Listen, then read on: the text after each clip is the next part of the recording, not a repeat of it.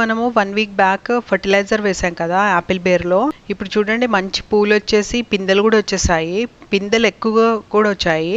ఈసారి చాలా బాగా వచ్చాయి. హోప్ఫుల్లీ ఇంకా చాలా హార్వెస్ట్ వస్తుందని కోరుకుంటున్నాను. ఇంకా ఈ ఫర్టిలైజర్ వేస్తూ ఉండాలన్నమాట. అవి పెద్దగా అయినంత వరకు కొన్ని ఫర్టిలైజర్స్ వేస్తూ ఉండాలి. అవన్నీ ఏమేమి ఫర్టిలైజర్ వేస్తానో అవన్నీ కూడా మీకు అప్డేట్ చేస్తూ ఉంటాను. రెగ్యులర్ గా దీనికి ఫర్టిలైజర్స్ కూడా మనము జనరల్ గా 0 బడ్జెటే వేస్తాము అనమాట. అంటే మనం ఇంట్లో ఏవేవి ఫ్లాక్స్ సీడ్ కానీ, శనగలు కానీ, లేకపోతే బనానా కానీ తొక్కలు పడేస్తూ ఉంటాం కదా, దాని పీల్ కానీ, లేకపోతే బనానా పీల్ ఎండబెట్టేసి కానీ, సొల్యూషన్ కానీ ఇలాంటివన్నీ చేసి మొక్కలకి ఎరువుల్లాగా ఇస్తాము. ఇప్పుడైతే పిందెలు చూసేసేయండి. దాని మీద అలాగే ఫ్లైస్ కూడా చూడండి, ఆ ఫ్లవర్స్ పైన మంచి పాలినేట్ చేస్తున్నాయి.